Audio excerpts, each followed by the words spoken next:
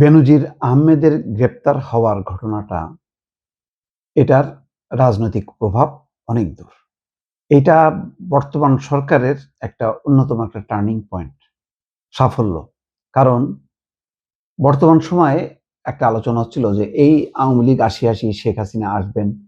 এই যে শেখ হাসিনা আসবেন অর্থাৎ গত ২ বছরে ইউনূস সরকারের ব্যর্থতা বা যাই হোক না কেন, মানুষের স্মৃতিটা কিছুটা মলিন হয়ে গিয়েছিল।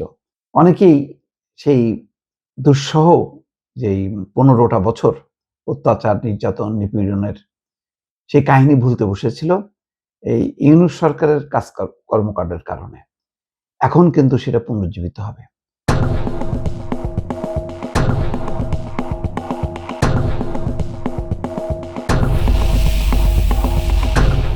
যেহেতু এখন রাজনৈতিক সরকার, সুতরাং আওয়ামী লীগ হচ্ছে বিএনপি চিরপ্রতিদ্বন্দ্বী। আওয়ামী লীগের চিরপ্রতিদ্বন্দ্বী বিএনপি। একদল আরেক দলকে বিনাশ করতে চায় বলে রাজনীতিতে কথা আছে। তবে বিএনপির পক্ষ থেকে কখনো আওয়ামী লীগ বিনাশ করার কোনো চেষ্টা কখনো করা হয়নি। কিন্তু আওয়ামী লীগ কিন্তু খুব পরিকল্পিতভাবে প্রথমে জামাতকে শেষ করে দাও এবং তারপর পরই এই বিশেষ করে এই নির্বাচনের আগে দিয়ে বরং জামাতকে এক সাইডে রেখে বিএনপিকে শেষ করে দাও, এরকম একটা পরিকল্পনা তারা বাস্তবায়ন করছিল। কারণ দিনকে দিন তারা বুঝতে পারতেছিল যে আজ হোক কাল হোক পতন হবেই, পতন হলেই ক্ষমতায় আসবে বিএনপি, এই ব্যাপারে কোনো সন্দেহ নেই। ভোটেও না, গণ আন্দোলন হোক, যেভাবেই হোক না কেন বিএনপিকে উপেক্ষা করার মতন অবস্থায় ছিল না। পশ্চিমারা একেবারেই যে সমর্থন দিচ্ছিল এবং নির্বাচন হলে বিএনপি ক্ষমতায় আসবে এই ব্যাপারে পশ্চিমাদেরও কোনো সন্দেহ নেই। এইরকম সময় বেনজির আহমেদের এই গ্রেপ্তারটা আন্তর্জাতিকভাবেও গুরুত্বপূর্ণ।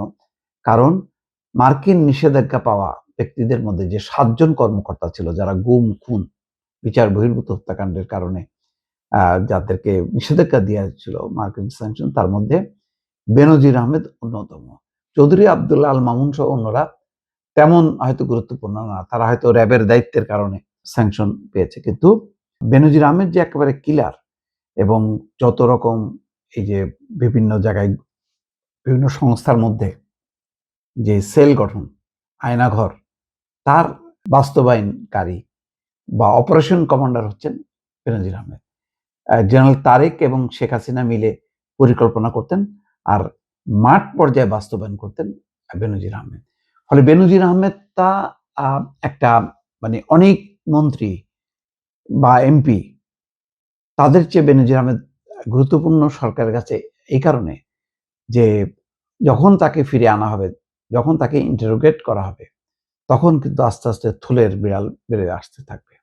আস্তে আস্তে জানা যাবে যে এই ১৫ বছরে বেনজির আহমেদ কি করছে, শেখ হাসিনা তার পরিবারের সদস্যরা তাকে দিয়ে কি কাজ করাইছে, কিভাবে প্রতিপক্ষকে নির্মূল করার চেষ্টা করাইছে, তার সমস্ত তথ্য উপাত্ত বের হয়ে আসবে যে কিভাবে টাকা পাচার হয়েছে, কিভাবে এই যে একটা ১৫ বছরের যে একটা মাফিয়া শাসন, সেই শাসনে কার কি কর্মকাণ্ডগুলো, বহু ব্যক্তির নাম চলে আসবে, বহু তথ্য উপাত্ত সরকারের কাছে খুব সহজে চলে আসবে। ফলে বেনজির আহমেদের এই আটকটা আওয়ামী লীগের অনেক মন্ত্রী, এমপির চেয়ে এটা খুব গুরুত্বপূর্ণ। আর গুরুত্বপূর্ণ বলেই দেখেন বেনজির আহমেদের যে প্রোটোকল ছিল রিটায়ারমেন্টের পরেও, সেটা ছিল একটা অস্বাভাবিক প্রোটোকল। এইরকম প্রোটোকল মানে মানে সরকার প্রধান বা রাষ্ট্রপ্রধানরা সাধারণত পেয়ে থাকেন। তিনি পেয়েছেন কি কারণে? কারণ হলো যে তিনি আগলে রেখেছেন।